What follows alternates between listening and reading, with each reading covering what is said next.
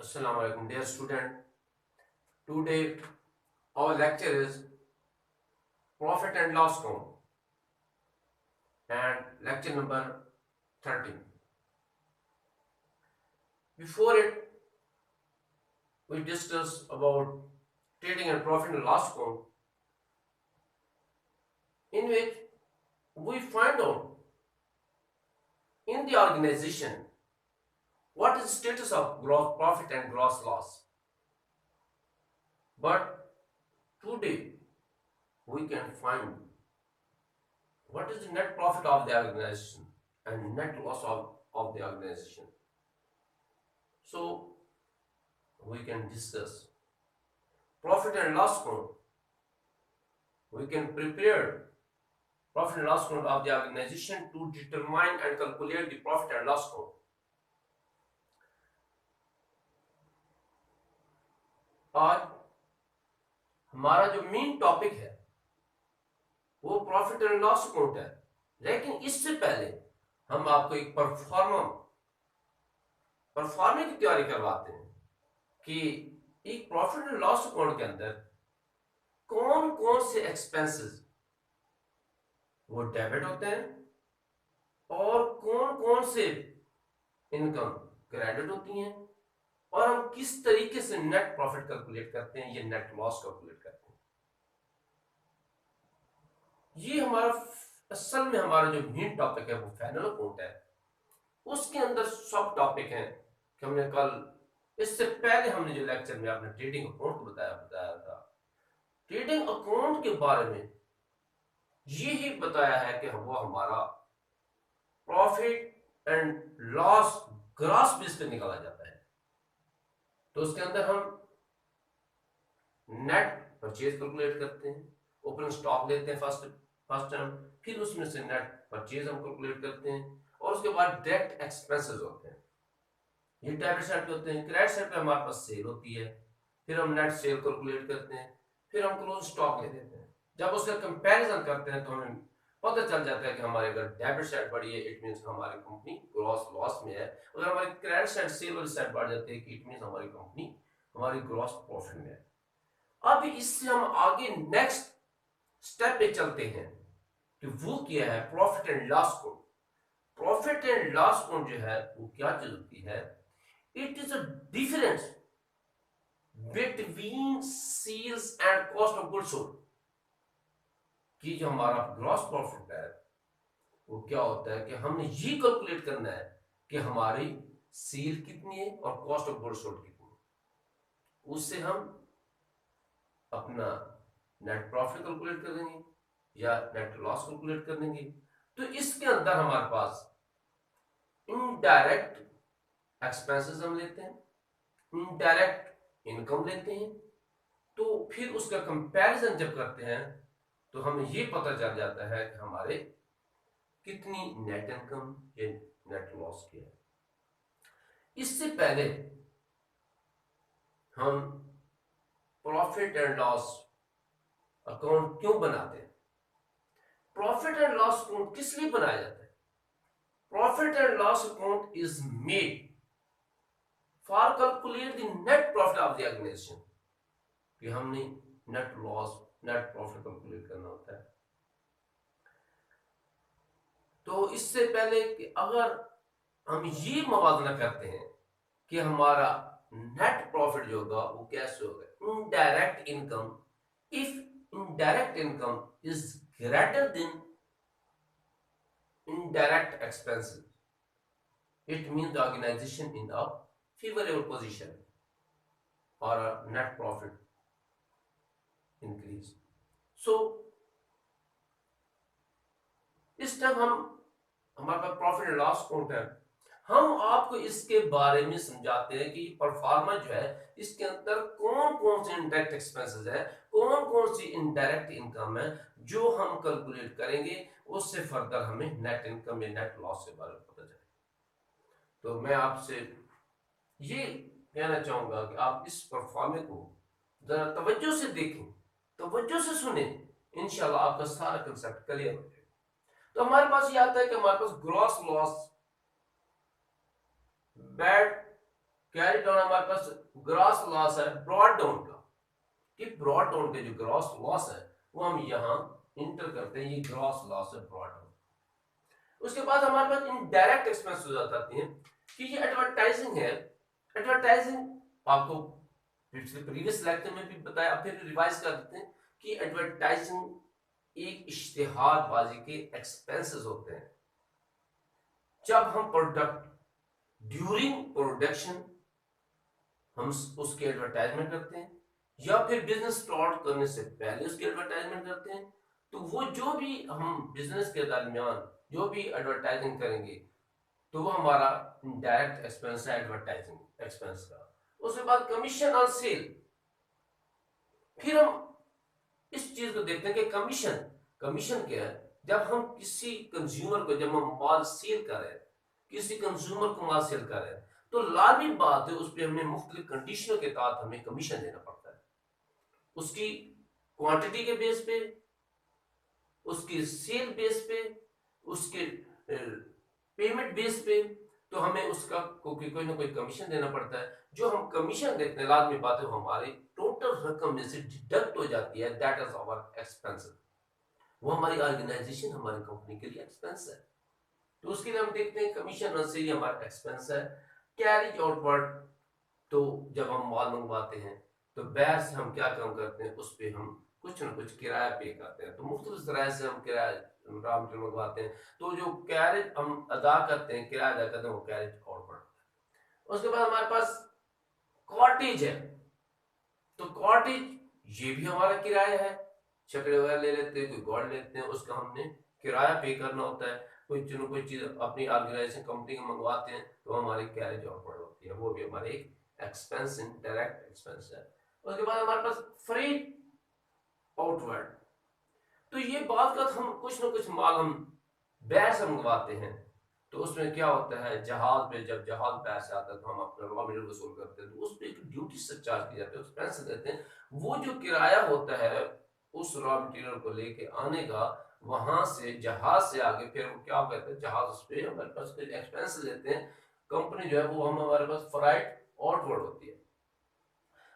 Sales salary, लाजिम बात है हमारे कंपनी के अंदर हमारे पास मुख्तलिफ किस्म के मुलाजिम होते हैं, उनको पर मंथ महीने के आखिर पे हमें कोई पेमेंट करनी होती है, वो हमारी सैलरी होती है, तो हम सेल्स सैलरी में उसको पेमेंट करते हैं, सेल सैलरीज, ये हमारे पास आती है सेल्स सैलरीज।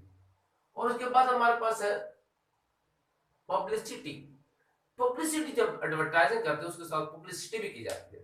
ये भी हमारे प्रोडक्ट इंट्रोड्यूस कराने के लिए एक मेथड है कि हमने प्रोडक्ट को किस तरीके से किस लेवल पे इंट्रोड्यूस करवाना है, उसकी पब्लिसिटी करवाई जाती है।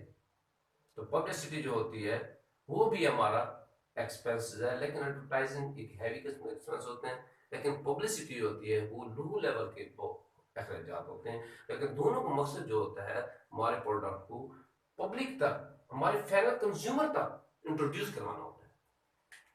तो उसके बाद हम देखते हैं डिलीवरी चार्जेस। डिलीवरी चार्जेस ऐसे चार्जेस हैं, सब चार्जेस जो हम अपना माल को फाइनल कंज्यूमर तक पहुंचाते हैं, वहां तक पहुंचाना होता है जहां उसकी जरूरत होती है, तो उसके लिए हम डिलीवरी चार्जेस अदा करते हैं। उसके बाद है पैकिंग एक्सपेंसेस। पैकिंग एक्सपेंसेस लाजमी बात है, जब माल किसी कंज्यूमर को देंगे उसको सही तरीके से पैक करके फिर ही हम वहां डिलीवर करेंगे, तो उसके जो पैकिंग के अखराजात होते हैं वो हमारे डायरेक्ट एक्सपेंस हो जाते हैं, ये पैकिंग एक्सपेंसेस है। उसके बाद ऑफिस सैलरीज है। ऑफिस के अंदर मुख्तलिफ किस्म के मुलाजिम काम करते हैं, उसमें क्लर्क्स होते हैं, अकाउंटेंट होते हैं, नैब होते हैं, कुछ ऑफिसर होते हैं, तो उनकी जो हम तनख्वाह अदा करते हैं वो ऑफिस, वो सैलरीज में आती है आपके ऑफिस सैलरी में। ऑफिस रेंट है। ऑफिस रेंट लाजमी बात है कि बिल्डिंग हमने किराए पे ली है, वो हमारी कंपनी है, ऑर्गेनाइजेशन है, कारखाना है, जो भी हमने कोई चीज वहां बनाई है, तो वो जो है उसका पर मंथ हमें उसकी पेमेंट करनी पड़ती है, रेंट अदा करना पड़ता है, कि वो ऑफिस रेंट जो है वो भी हमारे डायरेक्ट एक्सपेंसेस है। इसके बाद टैक्सेस हैं। तो कंपनी कंपनी को मुख्तलिफ किस्म के टैक्स अदा करने पड़ते हैं। वो उस लैंड का भी टैक्स हो सकता है, वो प्रोडक्शन पर भी टैक्स हो सकता है, वो उस बिल्डिंग पर भी टैक्स हो सकता है, वो कंपनी के रॉयल्टीज, उसके कुछ हमारे पास हकूक है, उसके भी टैक्सेस हो सकते हैं। ये जो टैक्सेस, मुख्तलिफ किस्म के टैक्सेस हम पे अक्सर होते हैं, वो हमने पे करने होते हैं, वो हमारे लिए एक्सपेंसेस होते हैं। तो ये हमारे अखराजात। उसके बाद इंश्योरेंस है, लाजमी बात है। हम अपनी सिक्योरिटी के लिए, बिजनेस के को सिक्योर करने के लिए हम क्या करते हैं, अपनी कंपनी ऑर्गेनाइजेशन का हम इंश्योरेंस करवाते हैं। तो इंश्योरेंस जब करवाएंगे तो उसकी पेमेंट करनी पड़ती है, वो हमारे पास इंश्योरेंस होता है। उसके बाद बैड डेट्स। बैड डेट्स कब क्रिएट होते हैं? बैड डेट्स उस वक्त क्रिएट होते हैं जब हम अपनी कंपनी का माल उधार पे से करते हैं। लाजमी बात है, एक बिजनेस के अंदर हमारे पास सिर्फ दो तरीके की होती है, एक हमारी कैश बेसिस होती है, दूसरी हमारी सेल बेसिस होती है। जैसे हम अपनी प्रोडक्ट को सेल करते हैं, टर्म एंड कंडीशन के तहत हम उसको उधार पे सेल करते हैं, उस वक्त अकाउंट रिसीवेबल के अगेंस्ट हमारे पर बैड डेट्स की जरूरत होते हैं। और ऐसे बैड डेट्स होते हैं, ये एक ऐसी रकम होती है जिसमें हमें शक शुबा पैदा होता है कि यह रिसीव होगी भी सही या रिसीव नहीं होगी। तो फिर हम उसको एक अकाउंट, एक हमारे पास ये हमारे पास एक हेड होता है, एक अकाउंट होता है, उसको हम बैड डेट्स कहते हैं, उसमें हम इसकी ट्रांजैक्शन कर देते हैं। उसके बाद हमारे पास डेप्रिसिएशन। डेप्रिसिएशन ये एक ऐसा खर्चा है कि अगर हमारी ऑर्गेनाइजेशन के अंदर, कंपनी के अंदर हम मुख्तलिफ मशीनरी इंस्टॉल करते हैं, तो वो जो मशीनरी होती है वो प्रोडक्शन के दरमियान चलती रहती है, मुख्तलिफ पूरा साल चल जाती है, 2 साल चल जाती है, जो उसके टाइम पीरियड होता है, तो उसकी वेरिएंटेनेंस होती रहती है। और उसके क्या होता है कि वो वैल्यू उसकी जैसे जैसे चलती रहती है, हम उससे प्रोडक्ट लेते हैं, उसकी वैल्यू जो डिक्रीज हो जाती है। तो उसके लिहाज से हम क्या करते हैं कि हर साल उसका एक लिमिट रखते हैं कि ये 10 साल के बाद ये मशीनरी आउट ऑफ वर्क हो जाएगी, इस पे काम नहीं हो सकेगा और ये हमें प्रोडक्शन नहीं देगी। तो वो जो हर साल हमने उसकी वैल्यू को जो डिक्रीज करते हैं, that is called our depreciation expense. तो हमारे डेप्रिसिएशन एक्सपेंस होते हैं। इसके साथ हम देखेंगे कि हमारा एक्सपेंस रिपेयर एक्सपेंसेस। जाहिर बात है, जब हम कारखाने के अंदर, ऑर्गेनाइजेशन के अंदर मुख्तलिफ जगह पे हम, हमारी मशीनरी है, मुख्तलिफ टूल्स हैं, तो उससे हम काम लेते हैं, तो उसमें लाजमी पते वेयर टेरेंस होती रहती है। तो उसके लिहाज से हम उसकी रिपेयरेंस करते रहते हैं, ऑयल है, रिपेयर है, छोटे मोटे उसके पुर्जे हैं, तो वो वेयर एंड टेरेंस जो होती है, उसके अलावा हमारे पास रिपेयरिंग होते हैं, मशीनरी के जो छोटे मोटे रिपेयर होते हैं, वो हमारे रिपेयरिंग एक्सपेंस कराते हैं। उसके बाद टेलीफोन एक्सपेंस है। और ऑफिस के अंदर हमारे पास टेलीफोन होता है, उसके लाजमी बात है पर मंथ हमें उसकी पेमेंट, बिल की पेमेंट करनी पड़ती है। तो वो हमारे पास डायरेक्ट एक्सपेंसेस, टेलीफोन एक्सपेंसेस कहलाते हैं। उसके बाद प्रिंटिंग स्टेशन, ये भी सारी बहुत इंडायरेक्ट एक्सपेंसेस हैं। कैसे कि हर ऑफिस के अंदर प्रिंटर होता है, मशीनरी होती है, प्रिंट करने पड़ते हैं डॉक्यूमेंट्स की, लाजमी बात है, सब काम डॉक्यूमेंट्स के थ्रू होता है। उस डॉक्यूमेंट्स के लिए हमें स्टेशन की जरूरत है, क्लर्क की जरूरत है, ऑफिस की जरूरत है, प्रिंटर की जरूरत है, कंप्यूटर की जरूरत है, पेजेस की जरूरत है, क्वाड्रेंट की जरूरत है, पेंसिल की जरूरत है, हत्ता कि रेजर तक हमें जरूरत होती है। तो उसके लिए हम स्टेशनरी रेजर से लेके प्रिंटिंग मशीन तक जो भी हमारे अखराजात हैं, वो हम क्या करते हैं, प्रिंटिंग स्टेशन में ले आते हैं। उसके बाद ऑडिट फीस होती है। ऑडिट फीस ये है कि हमारी ऑर्गेनाइजेशन गवर्नमेंट असूल के तहत, जो रजिस्टर्ड कंपनी है, जो इदारा रजिस्टर्ड है, तो जो अपर लेवल पे काम कर रहे होते हैं, तो उसके लिए गवर्नमेंट का रूल्स है कि वो साल के बाद एक गवर्नमेंट ऑडिट टीम आके उसको चेक करती है कि क्या ये जो हमारे लॉज हैं, गवर्नमेंट के जो कॉन्ट्रैक्ट असूल हैं, क्या उन प्रिंसिपल्स के तहत ये चल रही है या नहीं चल रही। तो उसके लिए एक गवर्नमेंट की कंपनी आती है, वो उन डॉक्यूमेंट्स को साल को चेक करती है, क्या ये इसकी प्रोडक्ट ठीक है, क्या ये लेबर को सही फैसिलिटेट कर रही है, क्या ये वहाँ के ऑफिसर और जो हमारे कलर सामान है, जो भी हमारे पास एम्प्लॉय वर्क कर रहे हैं, उनके साथ उसकी पेमेंट, उसके निज़ाम कैसे चला रही है, वो तमाम के तमाम वो टैक्सेस कैसे दे रही है। इन तमाम चीज़ों को, उनके अखराजात, उनकी प्रोडक्शन, उनके उनकी रिसीविंग, उनकी सेल, सब कुछ वो टीम आके चेक करती है, उसका ऑडिट करती है, फिर उसको हमें ऑडिट की फीस अदा करनी पड़ती है, वो हमारी ऑडिट फीस कहलाती है। उसके बाद हमारे पास इंटरेस्ट। इंटरेस्ट क्या है?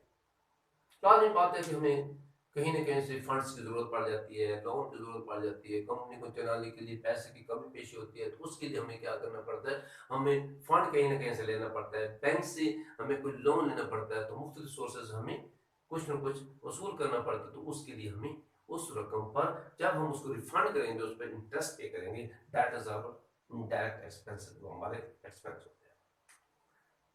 उसके बाद डिस्काउंट है, डिस्काउंट भी हमारे एक्सपेंस है। जब हम किसी को प्रोडक्ट देंगे, जब हम किसी से वसूली करेंगे, तो उस पर हम उसको डिस्काउंट देते हैं। जो एक टर्म एंड कंडीशन है, अगर हम किसी कंज्यूमर को कह देते हैं कि अगर हम 10 दिन के अंदर आप हमें पेमेंट कर देंगे, हम उस पर आपकी पेमेंट पर 2% डिस्काउंट देंगे आपको। अगर हम 10 दिन के अंदर अगर हम पेमेंट कर देते हैं इस प्रोडक्ट की, तो हम आपको 2% डिस्काउंट देंगे। जो हमने अपने कंज्यूमर को 2% अपनी सेल पे डिस्काउंट दिया है, वो हमारे लिए एक्सपेंस होगा।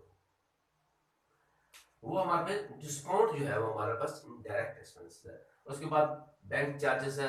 लाजमी बात है, बैंक के अंदर हम डॉक्यूमेंट, हम पैसे फंड जमा करवाते हैं, रसीदें करवाते हैं, अकाउंट्स ओपन करवाते हैं, तो वो बैंक जो होता है उससे हम बिल पे करवा देते हैं। वो सिक्योरिटी का कुछ मसला है, सिक्योरिटी से अंदर बैंक के अंदर रख देते हैं, मुख्तलिफ किस्म के हम बैंक से कॉम लेते रहते हैं। तो उसको फिर क्या करना पड़ता है, बैंक उस पर अपने चार्जेस वसूल करता है। वो जो हम चार्जेस बैंक को उन एक्टिविटीज पर जो देते हैं, वो हमारे बैंक चार्जेस एक्सपेंस कराते हैं। उसके बाद लीगल एक्सपेंस है। लीगल एक्सपेंस है कि हमारे पास अदालत के लिहाज से हमारे पास डॉक्यूमेंट्स होते हैं, हकूक होते हैं, लेबर वर्क होता है, लेबर कोर्स होती है। उसके बाद मुख्तलिफ किस्म के जो हुकूमत की तरफ से या हमारे लेबर की तरफ से, हमारे ऑर्गेनाइजेशन कंपनी के रूल्स की तरफ से जो हमें डॉक्यूमेंटेशन करनी पड़ती है, कानूनी तौर पर जो अब अखराजात करने पड़ते हैं, हमारे लीगल एक्सपेंस में आते हैं। उसके बाद ट्रेडिंग एक्सपेंस है। ट्रेडिंग एक्सपेंस जो है ये हमारे पास ट्रैवलिंग एक्सपेंस है। लाजमी बात है कि हमारे पास ऑर्गेनाइजेशन के अंदर हमारे प्रोडक्ट मुख्तलिफ जगहों पर जाती है, तो उसके लिए हमें अपनी गाड़ी के लिए एक्सपेंस करने पड़ते हैं। हमें किसी न किसी गाड़ी को फैसिलिटेट करना पड़ता है, किसी मुलाजिम को फैसिलिटेट करना पड़ता है, उसको गाड़ी देनी पड़ती है, या अपनी कंपनी के सिस्टम को चलाने के लिए हमें कुछ गाड़ियाँ रखनी पड़ती हैं। तो कुछ हमें खुद ही एज एम्प्लॉय हमें कहीं आना जाना पड़ता है, तो उसके लिए हमारे पास ट्रैवलिंग एक्सपेंसेस होते हैं, वो भी हमारा इनडायरेक्ट एक्सपेंस है। ये हमारा था डेबिट साइड कि तमाम के तमाम हमारे पास डायरेक्ट एक्सपेंसेस है, जो हमने स्टेप बाय स्टेप हमने डिस्कस किए, और आपको नेचर ऑफ डायरेक्ट एक्सपेंस को वो सारा तफसील से बताया कि हमारे पास इस किस्म के अखराजात होते हैं, डायरेक्ट एक्सपेंसेस। उसके बाद हमारे पास ये क्रेडिट साइड है, तो इस पे हम डिस्कस करेंगे हमारे पास ग्रॉस प्रॉफिट कैरीड आउट। ये कि हमारे पास ग्रॉस प्रॉफिट है, जब हमने ट्रेडिंग अकाउंट बनाया तो उसमें हमारे पास ग्रॉस प्रॉफिट आया था, वो हमने क्रेडिट साइड पे उसके इंटर किया था। उसके बाद इंटरेस्ट रिसीव है, ये हमारी इनकम है। इंटरेस्ट हमने कुछ फंड दिया था, उस पर हमें इंटरेस्ट वसूल हुआ, वो हमारी इनकम है, वो हमारे पास इंटरेस्ट रिसीव होगा। उसके बाद कमीशन रिसीव है, कुछ हमने सर्विस प्रोवाइड की। लाजिम बात है, हमारी कोई ऐसी कंपनी है जिसमें हम लोग इंजीनियर वगैरह हैं, जो भी है उसमें हम सर्विस दूसरों को प्रोवाइड करते हैं, उस पर हमें कमीशन वसूल हुआ है, तो हमारे पास कमीशन रिसीव हमारे पास इनकम है। उसके बाद डिविडेंड है, कुछ ऐसे शेयर होल्डर पॉलिसी होती है कि हम शेयर ले लेते हैं, तो उस पर हमें कुछ ना कुछ हमें रिफंड हासिल होता है, तो वो हमारे होता है डिविडेंड रिसीव होता है। उसके बाद डिस्काउंट रिसीव है कि ऐसा होता है कि हम कहीं से हम माल परचेज करते हैं, तो उस पर हमें डिस्काउंट मिलता है, वो जो डिस्काउंट हम हासिल करते हैं वो हमारे लिए इनकम होती है, इनडायरेक्ट इनकम होती है। तो जो हमारी इनकम होती है, लाजमी बात हम उसको क्रेडिट करते हैं। जैसे हमने एक्सपेंसेस को इन केस ऑफ इंक्रीज हमने डेबिट किया है, इस तरीके से हमारी जो इनकम होती है, income in case of increase we make it in credit side, तो उससे हम क्रेडिट करेंगे। इसके अलावा हमारे पास अदर रिसीव भी हैं, इसके अलावा छोटी मोटी और हमारे पास भी इनकम आ जाती हैं। तो इससे जो है हमारे पास ये हमारे क्रेडिट साइड थी, जिसको हमने आपको क्लियर कर दिया। अगर हमारे पास क्रेडिट साइड बढ़ जाती है as compare to debit side, then it means our company is a favorable position, in a surplus position, in a profit position.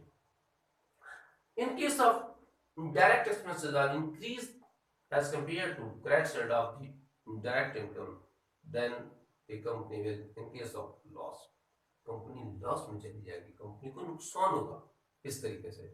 तो ये हमारा एक परफॉर्मा था जो हमने डिस्कस किया कि हमारे पास डायरेक्ट एक्सपेंस थे, हमारे पास इनडायरेक्ट इनकम थी, ग्रॉस प्रॉफिट को जिक्र किया, ग्रॉस लॉस भी था। तो इस वजह से ये हमारे पास है। इसके बाद हम आपको एक example profit and loss account की दिखाएंगे और हल करके दिखाएंगे और आपको समझाएंगे। इस वक्त मेरी कोशिश है कि मैं आपको इस तरीके से पढ़ाऊं कि स्टूडेंट को मुकम्मल एक एक स्टेप क्लियर हो जाए। तो इसके बाद मैं आपको फिर एग्जांपल कराता हूँ। हम डिस्कस कर रहे थे trading profit and loss account के बारे में।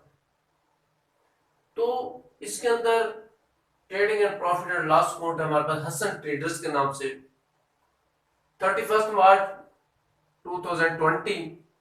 तो इसमें हम ये देखेंगे कि हमारे पास जो हमने लास्ट लेक्चर में ट्रेडिंग अकाउंट बनाया था, ट्रेडिंग अकाउंट के अंदर ये पोजीशन थी कि हमारे पास ओपन स्टॉक था 25,000 का और हमने परचेज 1 लाख की और उसमें से परचेज रिटर्न जो है 8,000 का। ये देखें ये हमारे पास ओपन स्टॉक है, ये हमारे पास परचेजेस हैं और इसके साथ ये परचेज रिटर्न है, ये हमारे पास नेट परचेज आ जाती है।